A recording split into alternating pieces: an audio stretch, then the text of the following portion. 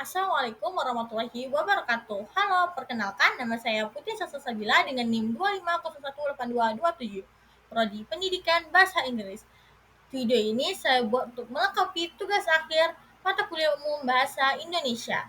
Presentasi kali ini berjudul Penguatan Literasi Bahasa Inggris untuk Pendidikan Berkualitas.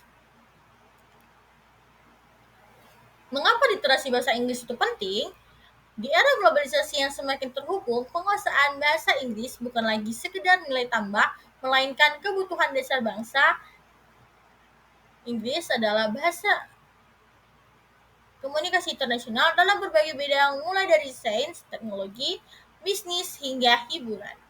Untuk pelajar Indonesia, kemampuan berbahasa Inggris akan membuka akses ke sumber daya pendidikan berkualitas tinggi, beasiswa internasional, serta peluang karir yang lebih luas di pasar global. Ini merupakan investasi krusial untuk masa depan bangsa. Pendidikan berkualitas dan relevansi dengan literasi bahasa Inggris. Pertama, akses pengetahuan global. Banyak sumber daya akademis, penelitian, dan inovasi terkini tersedia dalam bahasa Inggris, sehingga penguasaan bahasa ini memungkinkan pelajar Indonesia untuk mengakses ilmu pengetahuan global. Peningkatan kualitas pengajaran. Guru yang cakap berbahasa Inggris dapat mengakses metodologi pembelajaran modern, materi pedagonis, dan berpartisipasi dalam komunikasi pendidikan internasional yang pada akhirnya meningkatkan kualitas pendidikan di kelas. Kesiapan pasar kerja. Pendidikan berkualitas harus mempersiapkan siswa untuk masa depan di pasar kerja global. Bahasa Inggris adalah keterampilan yang sangat dicari, membuka pintu untuk posisi yang lebih baik dan peluang ekonomi. Tantangan peningkatan literasi bahasa Inggris di tingkat SD. Pertama, kurikulum dan metodologi. Kurikulum yang belum sepenuhnya mendukung pembelajaran bahasa Inggris sebagai mata pelajaran inti dan metodologi pengajaran yang cenderung konvensional seringkali kurang menarik bagi siswa usia dini. Kedua, lingkungan belajar yang minim exposure. Siswa di lingkungan non-urban seringkali memiliki sedikit exposure terhadap berbahasa Inggris di luar kelas, membuat praktik dan penerapan bahasa menjadi terbatas. Yang ketiga, keterbatasan sumber daya guru. Banyak guru SD yang belum memiliki pelatihan memadai atau kepercayaan diri untuk mengajar bahasa Inggris, terutama dalam menciptakan lingkungan belajar yang interaktif dan menyenangkan.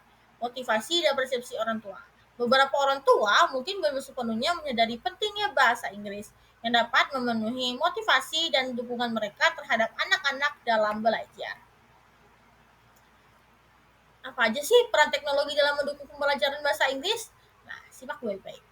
Pertama, aplikasi pembelajaran interaktif. Aplikasi edukasi yang dirancang khusus untuk anak-anak dapat menyediakan latihan pengucapan, kosakata, dan tata bahasa melalui permainan yang menarik.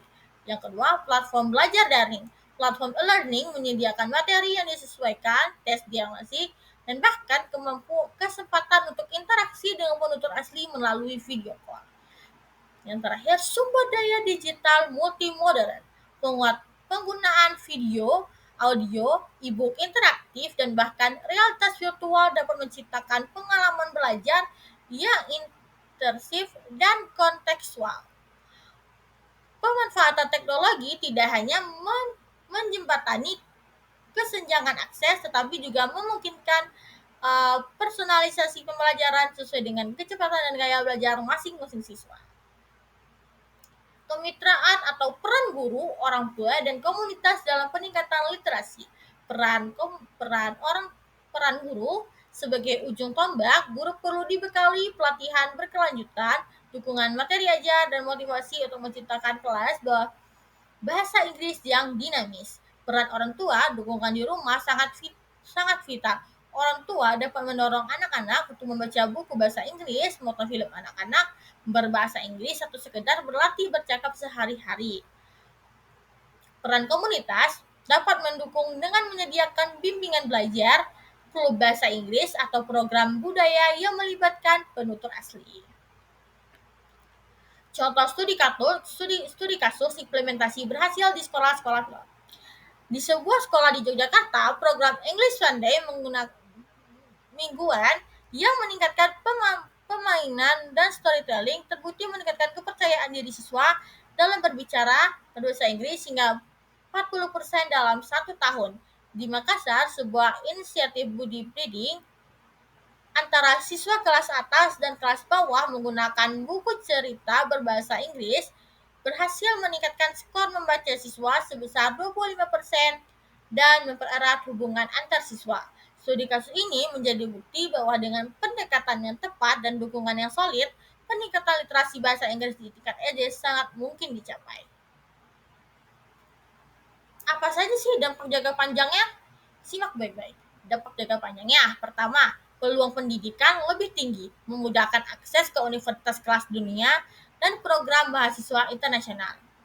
Kognitif global, meningkatkan kemampuan untuk berinteraksi, berjejaring, dan berkolaborasi dengan individu dari berbagai latar belakang budaya. Terakhir, keunggulan kompetitif karir membuka pintu ke berbagai profesi perusahaan multinasional, diplomis, dan sektor-sektor yang membutuhkan komunitas internasional. Selain itu, penguasaan bahasa Inggris juga menumbuhkan pemikiran kritis dan toleransi budaya.